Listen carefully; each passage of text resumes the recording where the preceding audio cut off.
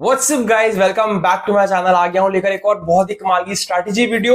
जो बच्चे मुझे रेगुलरली फॉलो कर रहे हैं वो जानते हैं कि हर एक सब्जेक्ट स्पेसिफिक स्ट्रैटेजी वीडियोस आ रही हैं।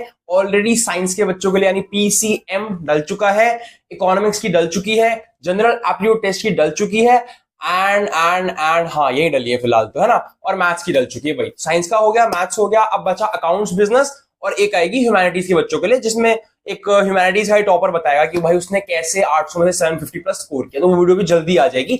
वो मैं कोशिश कर रहा हूँ लास्ट 30 डेज स्ट्रैटेजी टाइप का बनवाऊं उससे, तो जल्दी आ जाएगी। ठीक है, ओके। चैनल पर नए हो सब्सक्राइब करके बेल आइकन दबाओ। आज मैं बताऊंगा कि भाई मैंने कैसे सीयूईटी में अच्छा स्कोर किया था। पहले ही बता दूं, इंग्लिश को लोग बहुत हल्के में लेते हैं। मैं बहुत बड़ा शेर हूं, मुझे इंग्लिश बचपन से आ रही है, बचपन से पढ़ रहे हैं, मैं तो कर लूंगा, मैं यही समझता था। एंड 2022 में जब मैंने एग्जाम दिया, मेरे लिटरली 40 में से 6 क्वेश्चन गलत हो गए थे। I could get only 34 right. अब आपको लगेगा यार स्कूल का एग्जाम होता तो 34 तो अच्छे मार्क्स है 40 में से, बट सीयूईटी में ऐसा नहीं होता है।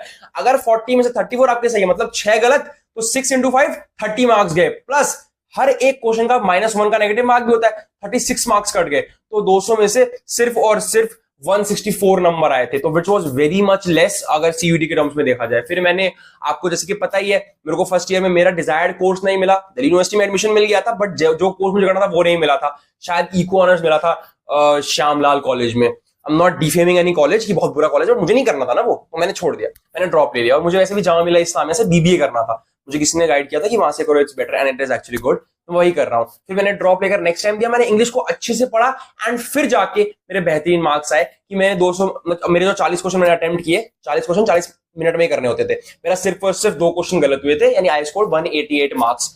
बट नॉर्मलाइजेशन थी उस टाइम पे, तो थोड़ा सा और कम कर दिया इसको, एक ऑड फिगर पे लिया, डजंट मैटर। आंसर की मैच करने का मेरे कितने सही हुए मैं आपको वो बता रहा हूँ, सीयूटी एनटीए के ऑफिशियल आंसर की। ठीक है, तो आप भी क्या इंप्रूवमेंट्स कर सकते हो, क्या इस बार के सिलेबस में और चेंजेस जो आए उनसे क्या फर्क पड़ेगा, और क्या क्या बदलाव होते हैं जो एक बच्चे को लाने पड़ते हैं अगर उसे इंग्लिश में अच्छा करना है। बिकॉज इंग्लिश को लोग मजाक समझते हैं, अगर इंग्लिश तो हो ही जाएगी, नहीं। ठीक है, आज की वीडियो में बात करेंगे detail syllabus, strategy, material and everything. ठीक है, चलिए वीडियो को स्टार्ट करते हैं। सबसे पहली बात, सिलेबस को जान लो। अब देखो जो साइट पे सिलेबस है तो कुछ इस तरह का दिख रहा है। यहाँ पर तो बेसिक चीजें लिखी हुई है भैया। एक पार्ट में कॉम्प्रिहेंशन आएंगे, 3 तरह के, फैक्चुअल, आपका नैरेटिव और लिटरेरी। और दूसरा जो पार्ट है बच्चों, उसमें सिर्फ और सिर्फ 4-5 टॉपिक में बांट दिया। अब मैच द फॉलोइंग जो लिख दिया, अब मैच द फॉलोइंग में तो पूरी दुनिया कवर हो जाती है ना। मैच द फॉलोइंग में कुछ भी आ सकता है, टेंसेज, एडवर्ब, प्रोवर्ब, कुछ भी हो सकता है, किसी भी चीज का मैच द फॉलोइंग होता है। इसीलिए इनने ऊपर देखो एक लाइन लिखी है, यहाँ पे क्या मेंशन किया है कि इन टॉपिक से सिलेबस आपका होगा, लेकिन सिर्फ इनसे नहीं होगा। मतलब these are the most relatable topics, लेकिन these are not the only topics. मतलब ग्रामर की दुनिया से कुछ भी आ सकता है, बट ये मोस्ट कॉमन टॉपिक्स उन्होंने बताए हैं। एंड इन्होंने बड़ी स्मार्टली वहां पर match the following fill in the blanks लिख दिया। उसके अंदर कुछ भी दे सकते हैं, लोगों सिलेबस बताना थोड़ी हुआ। तो आपको मैं बेसिक बताता हूँ, कॉम्प्रिहेंशन का आपने वहां पर देख लिया, वही है। आपके जो ग्रामर की बेसिक मेन टॉपिक्स होते हैं वो कुछ इस तरह के रहेंगे, स्क्रीन पे आपको लिस्ट दिख जाएगी, ये मेन टॉपिक्स रहेंगे। लेकिन बच्चों ये भी शायद कम पड़ जाए, इसके बाहर से भी कुछ आ सकता है। तो कैसे करेंगे भैया, पूरी ग्रामर कैसे पढ़ेंगे? तो मेरे टाइम पे जब मैंने फर्स्ट टाइम दिया था, तो मेरी तो खुद की बहन इंग्लिश की टीचर है, तो वो तो रेनन मार्टिन रखती है अपने पास, तो उसने मुझे वही दी थी। Wren and Martin is very good, it's very good, मतलब वो बुद्धि है पूरी ग्रामर की। लेकिन सीयूटी जैसे एंट्रेंस के लिए कुछ स्पेसिफिक पढ़ाई करनी होती है ना, उसके लिए वो उतनी अच्छी नहीं है, बिकॉज बहुत लेंदी है और बहुत कुछ है उसमें।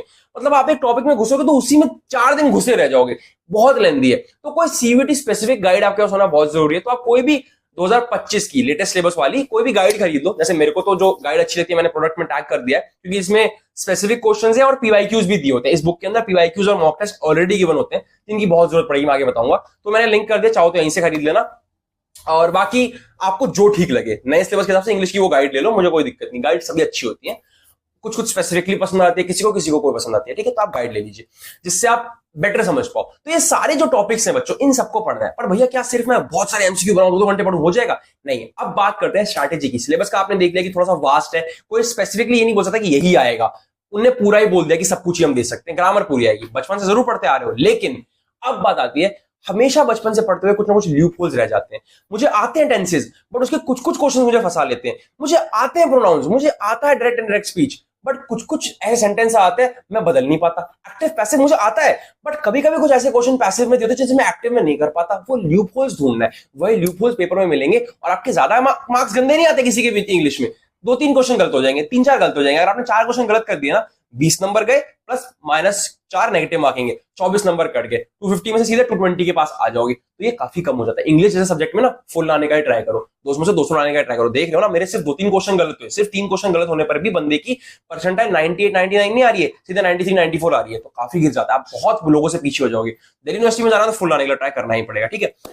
तो पहले भैया ब्रशअप करना पड़ेगा। क्या करना पड़ेगा? ब्रशअप। वो जो लूपहोल है भरना पड़ेगा। कैसे भरना पड़ेगा? अब वो आप पे भी डिपेंड करता है, आपको जो भी गाइडेंस पसंद आ रही हो, जिसकी आप उससे ले सकते हो। मैं पर्सनली सजेस्ट करूंगा, एक बहुत ही कमाल का क्रिएटर है भाई, डियर सर। उनकी बात में मतलब जो जितने उनके सब्सक्राइबर्स है ना, मुझे लगता है वाजिब है, उस बंदे के उतने होने चाहिए थे।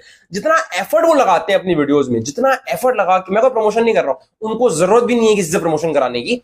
डियर सर हो गया, नीतू मैम हो गया, सब लोग बहुत अच्छा पढ़ाते हैं, बट डियर सर का मुझे पर्सनली बड़ा पसंद आता है। वहां से आपने करना क्या है, ये जो सारे टॉपिक्स मैंने स्क्रीन पे दिखाया मेन वाले है, जो आप गाइड खरीदोगे, गाइड में टॉपिक्स का नाम लिस्टेड होगा ऑलरेडी, जितने भी टॉपिक्स हैं उन सबके वन शॉट देख लो यार सर की वीडियो से। सर एक एक एग्जांपल दे दे के सारे टफ क्वेश्चंस करा देते हैं। तो डियर सर या नीतू मैम, जो भी आपको अच्छा लगे, मेड इंग्लिश इजी करके, English with mind with English, कुछ करके भी चैनल, आई डोंट नो नाम याद नहीं है, तो उसको भी कर सकते हो। पर कोई ऐसा बढ़िया चैनल पकड़ के, डियर सर खासतौर से मुझे अच्छा लगा, पकड़ के वन शॉट्स देख लो हर टॉपिक के। इससे क्या हुआ, ब्रशअप हो गया। वो जो मुश्किल वाले पार्ट्स है ना, वो भी कराते हैं। ऐसा नहीं कि इजी करा के करा दिया, ठीक है। वो ब्रशअप करके आपके क्या कर देंगे, रिवीजन करा देंगे। बचपन से ग्रामर पढ़ी है, बट एक रिवीजन की जरूरत है।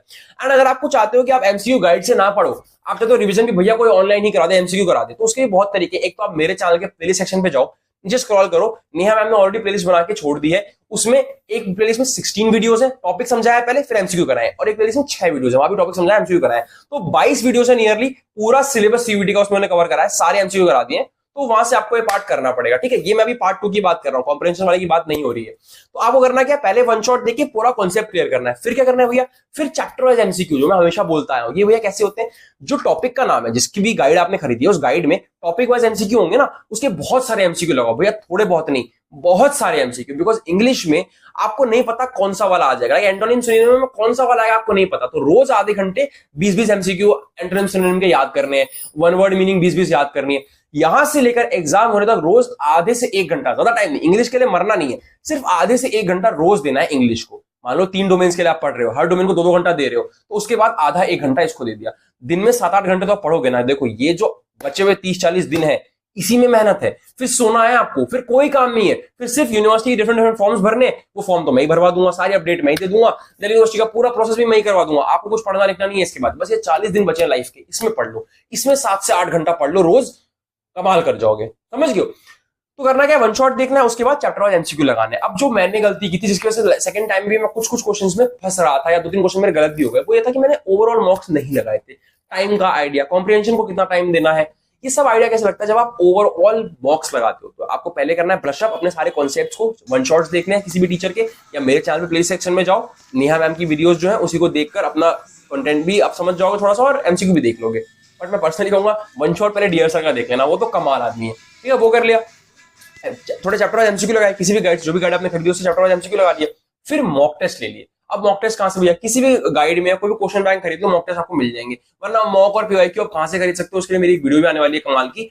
हाँ, मॉक टेस्ट और पीवाईक्यू के लिए मैं बहुत कमाल का लॉन्च आपको बताने वाला हूं, कहां से आप ले सकते हो बहुत ही सस्ते में मॉक्स पीवाईक्यू, सारे डोमेन्स के लिए, सारे सब्जेक्ट्स के लिए। तो उसके लिए चैनल को सब्सक्राइब करके रख लो। मटेरियल्स, रिसोर्सेज, दिल्ली यूनिवर्सिटी जाने का रास्ता, जामिया जाने का रास्ता, जामिया इस्लामिया जाने का रास्ता, सब मैं बताऊंगा, आपके साथ लगा हुआ हूं। और सुन लो, जो बच्चे फिजिक्स केमिस्ट्री वाले हैं, बायोलॉजी वाले हैं, फटाफट से प्लेलिस्ट सेक्शन ओपन करो। प्लेलिस्ट सेक्शन में मेरी प्रिपरेशन स्ट्रेटजी वाले पे जाओ। लास्ट 45 डेज में कैसे पढ़ना है वो भी डल चुकी है प्लेलिस्ट। जनरल टेस्ट में कैसे टॉप करना है प्लेलिस्ट डल चुकी है। एंड कैसे आपको फिजिक्स केमिस्ट्री के सिलेबस को बांटना है, इंपॉर्टेंट टॉपिक्स क्या होते हैं, टॉपर ने खुद समझाया। तो टॉपर स्ट्रेटजी वहां पे डल चुकी है, जाकर देख लो। हर सब्जेक्ट की अवेलेबल है, इकोनॉमिक्स वाली भी चले जाओ, बिजनेस और अकाउंट्स की आने वाली है, ह्यूमैनिटीज की आने वाली है। चैनल को सब्सक्राइब करके रखना, बेल आइकन दबा के रखना। तो ये तो हो गया भैया तरीका क्या है, पहले हमने वन शॉट देखी, कॉन्सेप्ट क्लियर करना है, फिर हमें चैप्टर वाइज एमसीक्यू बनाना है, उसका हमें फुल होल लेंथ मॉक्स देने। अब भैया कॉम्प्रिहेंशन का कैसे करें, उसके कोई वन शॉट भी नहीं सिखाता, क्या करें कॉम्प्रिहेंशन। कॉम्प्रिहेंशन के लिए आप सीयूटी अड्डा में शायद एक मैम है, आई डोंट नो कौन सी मैम है, प्रियंका मैम या क्या नाम है यार, जो इंग्लिश पढ़ाती है यार वहां पे, फेमस है वो भी काफी, उनके यहां से देखना, मैंने कॉम्प्रिहेंशन रीडिंग के उनके देखा है, वो अच्छा एक्सप्लेन करती है, वो देख सकते हो। या फिर उसका एक ही तरीका है, बहुत सारे कॉम्प्रिहेंशन बनाओ, खास तौर से पोएटिक वाले कॉम्प्रिहेंशन में। एक होती है पोयम आती है, पोयम से बहुत सारे क्वेश्चन आते हैं, जो बड़ा सा वो आता है लेंथी सा पैराग्राफ, वो मुश्किल नहीं है, उसमें आप ढूंढ लोगे आंसर उसमें कहां लिखा हुआ है। मुश्किल इसमें होता है जो पोएम के थ्रू आंसर ढूंढना होता है, वो पोएटिक वाले मुश्किल है, पोएटिक डिवाइसेस वाले मुश्किल है। ये पोएटिक डिवाइस वगैरह वो मैम ने अच्छा सिखाया, जो भी सीयूटी अड्डा में जो वो इंग्लिश पढ़ाती है उन मैम से कर लेना, ठीक है। एंड बहुत सारे एमसीक्यू बनाना, तो ये कैसे एमसीक्यू बनाएंगे, कॉम्प्रिहेंशन की भी जो क्वेश्चन बैंक या जो भी गाइड आप खरीदो, जो मैंने लिंक डाला है ना प्रोडक्ट का, ये ले लेना, इसमें आपको कॉम्प्रिहेंशन के बड़े सारे एग्जांपल मिल जाएंगे। बहुत सारे एग्जांपल्स लगाओ, तरीका सीख जाओगे कैसे आंसर ढूंढा जाता है।